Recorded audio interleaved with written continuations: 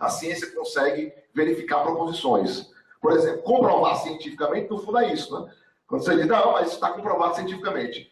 Comprovado cientificamente significa não ter mais discussão, está resolvido, é isso mesmo, vamos passar para frente. No fundo, o senso comum diz isso, né? Mas desde o começo do século XX, em 34, quando o Popper lançou a lógica da pesquisa científica, ficou claro que ciência não verifica proposições. Ciência não chega à verdade em nada. O máximo que ela pode chegar, diria Popper, é uma verossimilhança. É uma aproximação da verdade. Agora, a verdade enquanto tal, isso é impossível. E aí Popper, eu acho que foi muito claro nisso e dificilmente alguém ainda defende a possibilidade de uma verificação absoluta, né, na ciência. Pois bem, estou voltando para o Thomas Kuhn. Thomas Kuhn é um autor, também de formação na ciência da natureza, que tentou abordar a ciência de outro modo. Diz o seguinte, olha, o problema é que os epistemólogos tratam a ciência de um modo estritamente científico. Né? Assim, como se, para eu entender o modo de operação da ciência, então eu vou ter que observar a lógica do conhecimento científico, como é que se montam as teorias, como é que se provam as teorias, e aí começa uma discussão lógica. E Thomas Kuhn vai dizer, olha, tem uma série de elementos não científicos que interferem na própria ciência. Exemplo, política, economia. Uma coisa é você fazer ciência num período de crescimento econômico, outra coisa é você fazer ciência num período de guerra, por exemplo. A ciência, ela é condicionada por elementos não científicos. A ciência, ela é condicionada por elementos históricos, por elementos contingentes. E esses elementos contingentes, muitas vezes, determinam o rumo da ciência e também da tecnologia. Vários exemplos que você tem, vulcanização da borracha, por exemplo, raio-x, tudo por acidente. Tudo por acidente. E são descobertas científicas, invenções científicas que, de alguma maneira, mudam o rumo da própria ciência. Então, ora, agência de fomento, por exemplo, a pesquisa no Ceará, ela depende muito também, diria que, da atuação da FUNCAP. Ora, dependendo das condições em que a FUNCAP se encontra, isso condiciona a ciência do Ceará. Óbvio. Então, existem elementos não teóricos, não científicos, que influenciam e que constituem a ciência. Que constituem a ciência. Isso aqui é mais grave. Então, Thomas Kuhn tenta, nessa obra, fazer essa abordagem. E aí, de uma certa maneira, ele integra, né, uma análise histórica da ciência com a própria ciência. Né? Tenta mostrar que a ciência tem sofre influência na economia, sofre influência, enfim. Então, isso mostra, em certo sentido, que a gente ainda tem muito o que desenvolver acerca dessa distinção e acerca da compreensão das diferentes formas de saber. O que me parece, já para finalizar, o que me parece específico, né, das humanidades e dessas disciplinas que trabalham, né, com o ser humano e com tudo que envolve as suas relações, a sua história, né, a sua atuação no tempo, a sua atuação no espaço, é porque nas humanidades você trabalha com muitas variáveis. E é diferente, por exemplo, da ciência natural, que você pode muitas vezes controlar essas variáveis. Então eu estou aqui, eu ponho lá o problema, você olha para o problema, está aqui uma variável, está aqui outra variável, e aí você pensa uma solução. Nas humanidades, dificilmente você consegue isolar variáveis. Isolar variáveis é sempre fazer análise da interpretação parcial. E aí, portanto, problemática. Então, nas ciências humanas, ou nos fenômenos ditos humanos, você tem uma série de coisas que devem ser ponderadas. Desde a famosa tríade, né, dos elementos econômicos, sociais e políticos, você tem os elementos volitivos, né, a vontade individual, você tem as contingências históricas, você tem os acidentes de percurso, que tudo isso pode mudar, por exemplo, o modo de interpretar um fenômeno. E isso, na hora que vocês estiverem dando aula, né, estiverem com seus alunos, isso é algo sobre o que você deve pensar. O modo de operar do aluno e do professor para analisar, por exemplo, a crise de 29 nos Estados Unidos, é um modo, do ponto de vista cognitivo, completamente diferente de operar quando você está aprendendo, por exemplo, o Teorema de Pitágoras. Eu não posso exigir do meu aluno, Eu não posso exigir do meu aluno um procedimento cognitivo padrão. Como se, não, mas na matemática, o problema é porque a matemática é difícil, né? Muito difícil a matemática, aí o menino gosta de matemática, sabe? Aí você pode deixar o problema para a natureza da coisa, né? Não é porque a matemática é muito difícil, e o pessoal não gosta muito de pensar, aí o pessoal sabe melhor na história, no português. Isso aqui, na verdade, é o preconceito, né? Porque, no fundo, as duas não tem nem como se comparar, porque são, eu diria, do ponto de vista avaliativo, são meio que imensuráveis, porque a matemática exige do professor e exige do aluno um tipo de operação específico. O tipo de relação que eu faço é específico. E também, na história, na filosofia, eu faço outro tipo de operação, outro tipo de articulação, que, eu diria, por ser distinto, eu não posso, né, eu diria que comparar para julgar. Agora, é fato que, por exemplo, um aluno, do meu ponto de vista, que tem uma boa base de lógica, jogou muito xadrez, estudou muito latim, né, na sua formação básica, do meu ponto de vista, esse aluno terá mais facilidade com filosofia no ensino superior. Ou seja, por quê? Porque estas áreas dão elementos operativos para ele, ferramentas, para que quando ele for se deparar com uma situação que exija mais dele, ele tem essa base, ele tem esse elemento. Não é à toa que vários alunos de filosofia chegam à faculdade e não conseguem entender o que leem. Então, eles têm muito problema com português. Não é nem com a filosofia, não, professor, porque Kant é muito difícil. Não, tudo bem, Kant é difícil mesmo. Mas, assim, eu não consigo entender nada. Né? Por quê? Porque você tem um problema de compreensão, você tem um problema de leitura, você tem um problema de falta de exercício com operações abstratas. Então, no fundo, o que as ciências, as disciplinas diferentes nos dão nesse processo de formação são elementos distintos de operar. Então, uma coisa é você discutir com alguém, por exemplo, que tem uma formação musical. Outra coisa é você discutir com alguém que não tem a menor formação musical, sobre determinados aspectos, obviamente. Por quê? Porque a formação musical me dá também uma capacidade abstrativa, né? Uma capacidade abstrativa, que de alguma maneira isso vai me ajudar quando eu for fazer outras relações. A história me dá elementos que sem dúvida nenhuma, no ensino superior, vão me ajudar na matemática.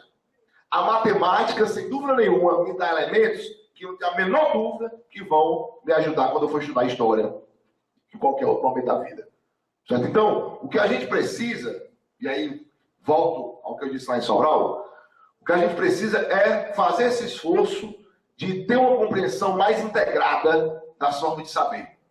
De ter uma compreensão que articule melhor os conteúdos destas disciplinas. Não se trata apenas de sentar e conversar. Não estou falando de planejamento. Não estou falando de planejamento. Estou falando de compreensão. Então, é importante, muitas vezes, e eu acho que essa experiência do Pacto é uma experiência muito legal para, por exemplo, os professores aqui, que não são das ciências humanas, que possam fazer esse debate, que leiam sobre isso, que tentem preparar uma aula sobre ciências humanas, mesmo que não seja a sua praia, mas que faça esse esforço, né, consiga aprender o que é que há de positivo nesta área que parece ser outra, porque no fundo é tudo uma coisa só. Aí eu fico Descartes. É humanidade. As formas científicas particulares são formas humanas de conhecer uma determinada fatia da realidade. E ponto. E ponto. Então, o que a gente precisa, por consequência lógica, é entender como é que estas formas de conhecimento, que no fundo é um modo de conhecer só, que é o modo humano, como é que ele consegue dar conta de uma coisa só, que é o nosso único objeto de estudo, que é a realidade. Mesmo que essa realidade seja múltipla, mesmo que essa realidade seja complexa, mesmo assim, a necessidade de uma compreensão mais integrada se impõe logicamente. Então, o que eu estou falando aqui não é apenas uma defesa política, ideológica, não, mas é isso também, obviamente. Mas, no fundo, o esforço que eu tento fazer aqui para vocês é mostrar que há, do ponto de vista epistemológico, uma necessidade de compreender melhor esta relação entre ciências humanas e ciências da natureza. E uma saída é não julgar uma área a partir da outra. Porque esse julgamento ele é sempre esquizofrênico, né? Porque ele monta uma realidade para si, né? E estabelece uma série de condicionantes que nunca vão estar no outro, estão apenas em si. Então, essa ponderação, eu vou aqui passar os outros slides, porque eu acho que esses são os mais importantes. Essa ponderação, eu diria a ponderação essencial. Certo? É a ponderação essencial. Então, quem não é das ciências humanas, quem é das ciências humanas, faça esse esforço de tentar pensar o conhecimento como um empreendimento humano. E a partir daí, você tentar entender as articulações e as especificidades. E aí eu coloco, as ciências humanas, em sentido amplo, possuem o próprio humano como objeto de reflexão, tanto individualmente, né, como em suas relações sociais e, por sua vez, sobre os mais distintos aspectos, linguístico, mental, comportamental, político, artístico. Então, eu tento colocar aqui todas essas variáveis que parecem ser os complicadores das ciências humanas. Então, neste universo, as variáveis são inúmeras e bastante difusas, o que acaba por provocar um quadro complexo a ser racionalmente compreendido. Então, eu diria que o elemento da complexidade parece ser um elemento característico das ciências humanas. Tá? E esta complexidade, muitas vezes, é entendida de forma preconceituosa, de senso comum, como sendo confusão, falta de rigor, né? Difusão, mas eu prefiro usar o termo complexidade. Certo? Que não só eu uso esse termo, mas como vários outros pensadores, como o Edgar Morin, por exemplo, que não é referência para mim, mas é um cara que usa bastante esse termo. As especificidades inerentes aos objetos analisados pelas ditas ciências humanas provocam a si mesmos, as próprias ciências humanas, alguns problemas de natureza epistemológica. No fundo, isso que eu falei. Os quais colocaram em xeque o seu rigor, o seu estatuto e os seus resultados. Então, no fundo, para tentar uma formulação um pouco mais livresca, é como se isso que é o específico das ciências humanas, essa sua complexidade, acabou provocando problemas para ela mesma. Porque ela tentou, ao invés de tentar trabalhar ou interpretar esses elementos de uma forma mais específica, muitas vezes ela tentou encontrar nas ciências da natureza o modo de se autocompreender. Não é à toa que você tem, no século XIX, tentativas de matematizar as ciências sociais, né? Enfim, de mostrar que, né, as ciências sociais também podem ser apresentadas matematicamente. Né? Enfim, então você tem esforço nesse sentido. É como se eu sempre tentasse encontrar nas ciências duras, na matemática, na física e tal, sobretudo na matemática, né? Porque a física, nesse sentido, também só se expressa pela matemática. Então, é como se eu estivesse tentando encontrar na matemática esses elementos para constituir o meu rigor, para constituir a minha objetividade. E aí, eu acho que o que faltou foi um esforço mesmo das próprias ciências humanas de se autocompreender a partir de um outro modelo. Né? Então, eu digo, há progresso nas ciências humanas? Essa aqui apontei aqui com Kant, uma questão que vai ficar aberta. Qual o seu grau de confiabilidade, quais os seus métodos? Então, tudo isso são, diria, questões consequentes. E aí, o penúltimo slide aqui eu faço uma referência a Habermas, que é basicamente tentando mostrar um texto recente do Habermas, essa tensão entre ciências naturais e ciências hermenêuticas, e ele coloca aqui a ciência jurídica aqui nesse bolo, aí depois vocês podem ver isso melhor, não vou ler essa citação, e aí ficaram aqui alguns questionamentos, eu diria mais em termos de encaminhamento, né? Que eu sempre sou muito ruim nessa parte final, porque eu reflito, tento de alguma maneira aprofundar algumas angústias, mas eu sempre gosto de apontar alguns possíveis encaminhamentos, ou pelo menos perguntas que tentam encaminhar, mas que eu acabo não desenvolvendo bastante. Que é o seguinte, olha, então, a partir disso, né, o que é que nós devemos entender por projeto pedagógico? Então, falando de maneira muito rápida, projeto pedagógico não é algo específico da pedagogia. Ponto. É algo que não se pode entregar, né, eu diria, apenas para os pedagogos. Então, isso é uma primeira coisa que eu, particularmente, estou cada vez mais convicto disso. Né?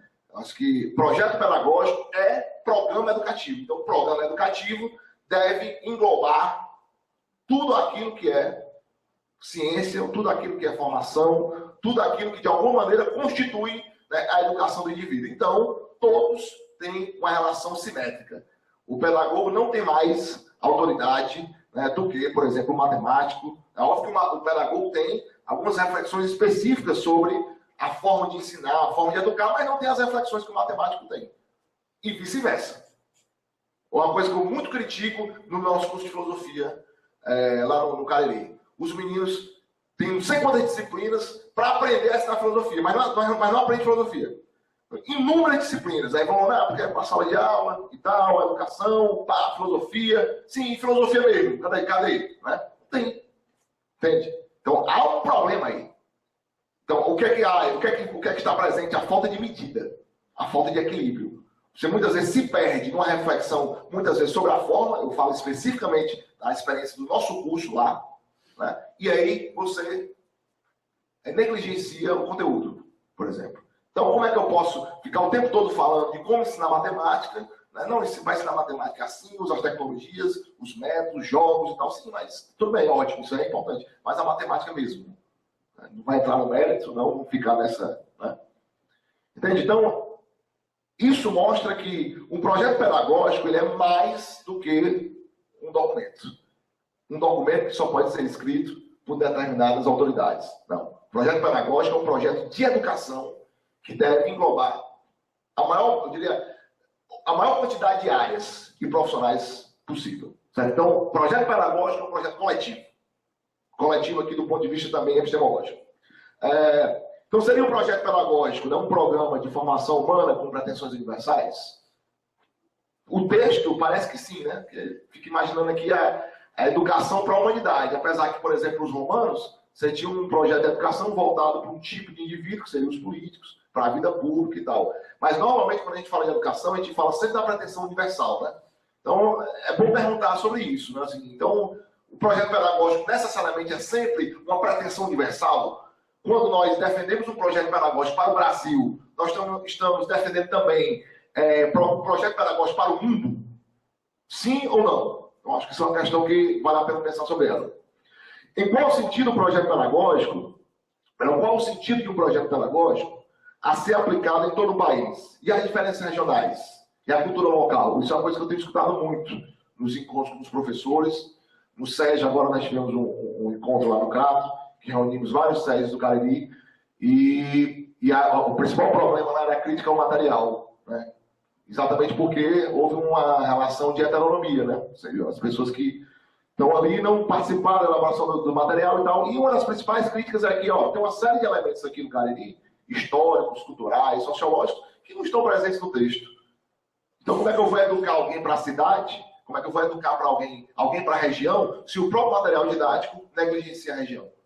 Então, isso deve ser uma coisa a ser pensada, né? Ou seja, por mais que um projeto pedagógico tenha pretensões universais, o ser humano está em um lugar, né, específico, um tempo específico, um contexto particular. Então, acho que o projeto pedagógico deveria ponderar isso. E qual a razão, né, para construir um projeto pedagógico a partir da integração das ciências humanas? E as ciências naturais? Então, assim, o tema, para terminar mesmo, eu prometo que agora eu termino. Né? Quarta vez que eu digo que vou terminar e não termino. Então, para terminar mesmo, e a gente abriu para discussão. Então, qual é a razão de um projeto pedagógico a partir das ciências humanas?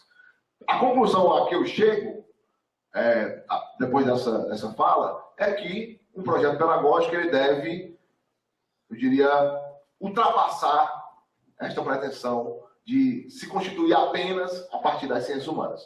Obviamente que antes disso eu tenho que refletir sobre o que é ciências humanas. Dependendo da reflexão, pode ser que, inclusive, compreenda que a matemática é uma ciência humana, né, que a física é uma ciência humana, e aí, se eu tiver uma visão de mais de totalidade do que são as ciências, aí tudo bem, eu não teria problema em montar um projeto pedagógico a partir das ciências humanas. Mas enquanto as ciências humanas estiverem fragmentadas, né, estiverem distantes, desintegradas das outras formas de conhecimento, me parece que não é uma boa pensar um projeto pedagógico a partir das ciências humanas. Certo? Então, esse foi o esforço que a humanidade fez, né, que está aí, registrado, mas que a gente também tem que questionar. Tá? Então, no fundo, o que eu deixo para vocês, agora é uma compreensão mais minha mesmo, do ponto de vista mais propositivo, é que um projeto pedagógico ele deve englobar muito mais do que as ciências humanas. A gente também tem que olhar para as ciências naturais, enfim, para, de alguma maneira, compor uma compreensão, eu diria, mais totalizante acerca do conhecimento. Tá? Então, eu agradeço a atenção de vocês, que o último slide, e vamos para o debate.